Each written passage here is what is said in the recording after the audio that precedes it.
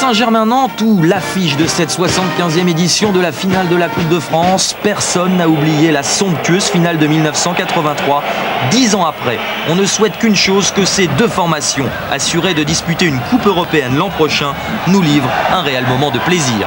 Les Parisiens sont les premiers en action. David Ginola manque quelque peu son contrôle, ce qui favorise la sortie d'un autre David, Marot, le portier nantais. Ginola encore lui.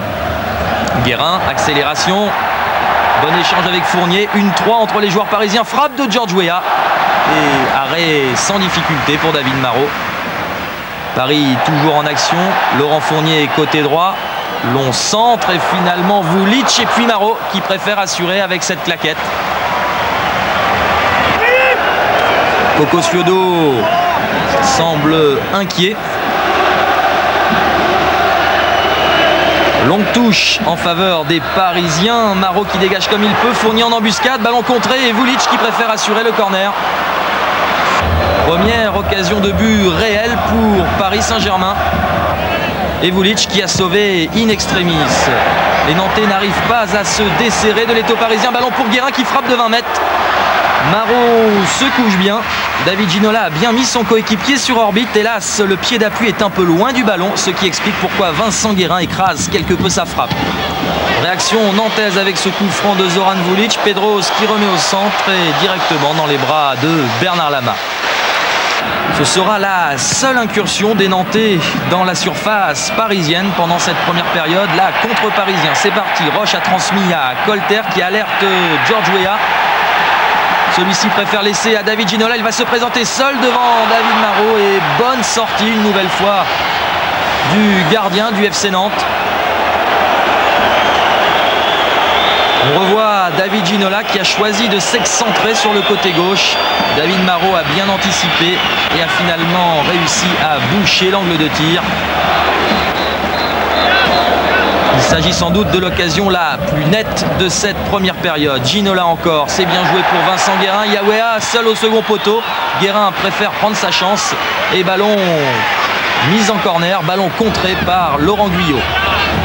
On approche de la pause, coup franc pour les Parisiens. Vincent Guérin, tête de David Ginola, mais au-dessus. À la pause 0-0, l'analyse de Jean-Claude Ciodo. On a été amené à être bien en place. On a concédé très peu d'occasions. Je crois qu'à partir de là, il nous fallait gagner du temps, puisqu'on s'est efforcé de faire. Et à la mi-temps, ils étaient vraiment très bien dans leur tête. Le fait majeur de cette finale, avec ici un premier carton qui est adressé à Karembeu, Christian Karembeu, alors que l'auteur de la faute est visiblement Jean-Michel Ferry. Mais auparavant, il y a eu un petit accrochage. Jusque-là, pas trop de problème pour Christian Karembeu. Il prend ça avec beaucoup de philosophie. Ça va se gâter à la suite de cette action. Penalty, décide de M. Harel.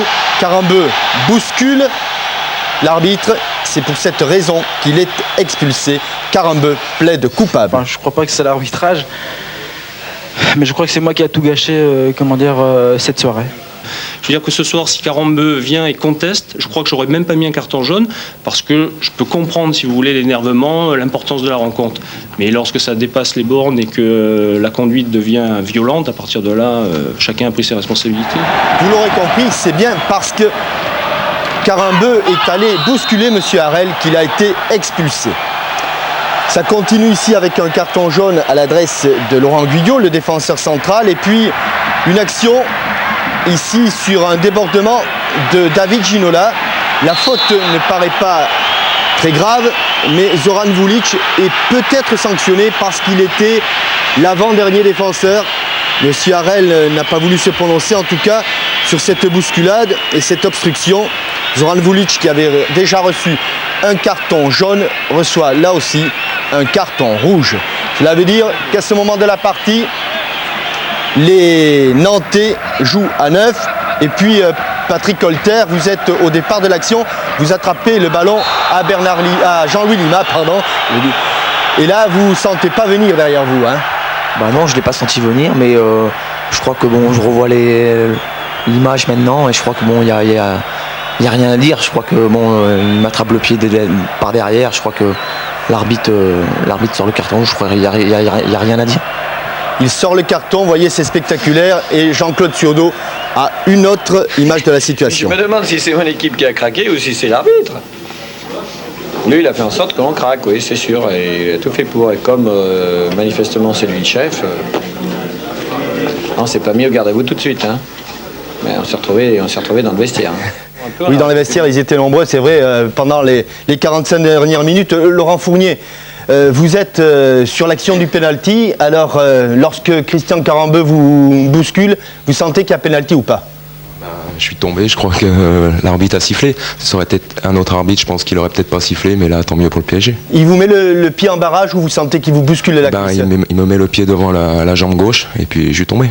Et après, vous éloignez un petit peu de cette situation parce que vous sentez qu'il est en train de perdre les pédales. Et je crois que c'est un peu lui qui a gâché la fête, mais c'est dommage. Voilà, donc s'il n'y avait pas eu ça, la deuxième période se serait sans doute passée autrement. Mais il y a eu des buts, il y a eu des expulsés et on va voir tout cela au cours de la deuxième période de cette finale. On prend les mêmes mais on repart pour 45 minutes. Vous l'aurez compris, aucun changement n'est intervenu de part et d'autre durant la pause.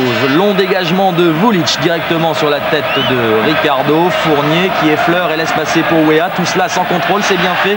Grand pont de Weah, mais Pedros revient à toutes jambes. Il est trompé par le rebond du ballon. Il faut dire que le terrain était assez gras hier soir au Parc des Princes. Carambeu, interception de Fournier. Double contact au milieu de Nantais. Fournier qui s'enfonce et qui est accroché, semble-t-il, par Christian Carambeu. Carambeu joue manifestement le ballon, mais il accroche aussi le genou de Laurent Fournier. Jugez vous-même, en tout cas Monsieur Harel, lui, calme dans un second temps les capitaines des deux formations. Dans un premier temps, il avait bien sûr accordé un pénalty aux Parisiens. C'est Antoine Comboiré, formé au Football Club de Nantes, qui est chargé d'exécuter la sentence suprême. Voilà, c'est fait. 1-0 pour Paris. Intérieur du pied, David Marot avait choisi le bon côté, mais il n'a pu qu'effleurer ce ballon. 47 minutes de jeu, 1-0 pour Paris. Touche effectuée par Serge Le Disait. Ziani, entouré de 4 Parisiens, il réussit à s'en sortir. Ballon pour Guillon, pressing de Weah. Weah qui récupère, bravo, il s'enfonce. Makalele qui l'accroche et coup franc pour les Parisiens. 25 mètres légèrement à gauche en regardant le but de David Marot. Et regardez bien Claude Makalele, il accroche le short de Daniel Bravo. Coup franc indiscutable. David Marot place son mur. David Ginola pour le coup franc. 2-0 pour Paris, 55 minutes de jeu. En 10 minutes, les Parisiens viennent de faire basculer la rencontre. On revoit cette frappe de Ginola.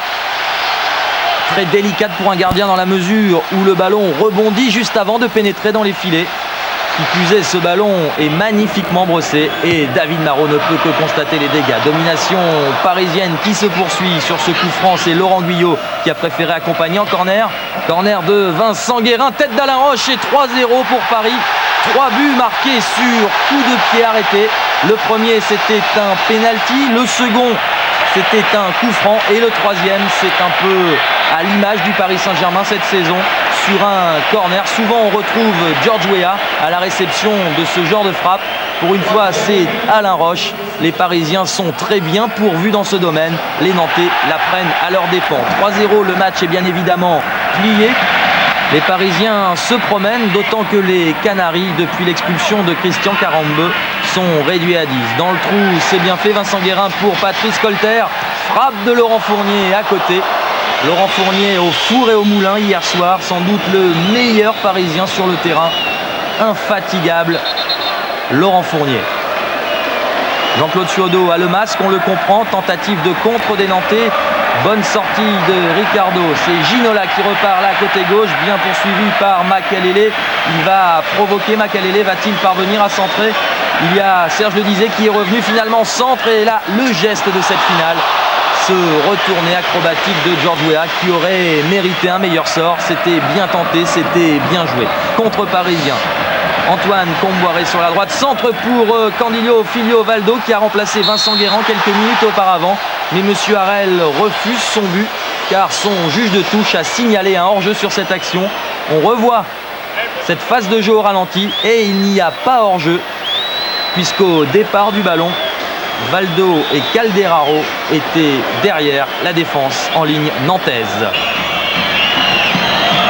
On approche de la fin de cette rencontre. Patrice Colter, Valdo. Les Nantais, en 90 minutes, ne se sont pas créés une seule occasion de but. 3-0, score final. Monsieur Harel vient de siffler. George Weah félicite Reynald Pedros. Victoire logique des Parisiens. Vice-champion de France, demi-finaliste européen. Paris clôture sa saison de façon remarquable en s'imposant pour la 3e fois de son histoire en finale de la Coupe de France.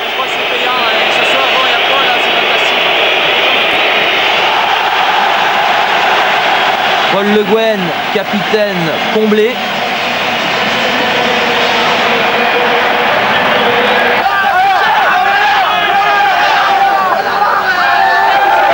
Scène de joie traditionnelle. Et l'image symbole de cette joie parisienne, George Weah qui s'enfuit pour glisser cette coupe au fond des filets. Quand on est buteur, on l'est jusqu'au bout des doigts.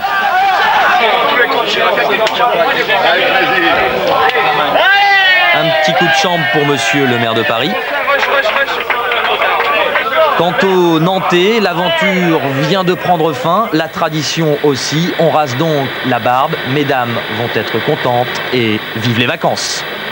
Applaudit l'arrivée de ces joueurs, il est un peu plus de minuit, porte d'Auteuil. Les jeunes Nantais sont rasés et viennent ici oublier leur calamiteuse soirée.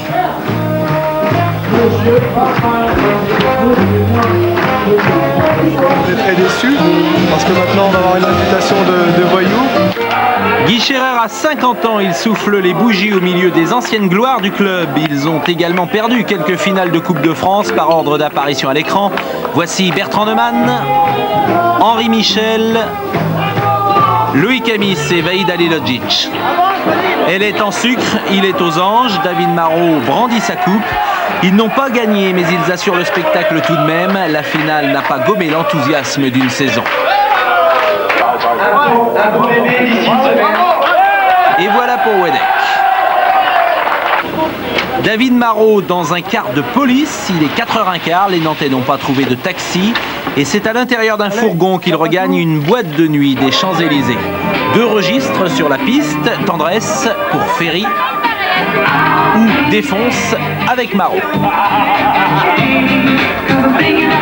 On fête ce soir notre très bonne saison. Je pense que la défaite en finale n'a rien changé. On a réalisé une très bonne saison, donc on essaye de la finir le mieux possible. Allez.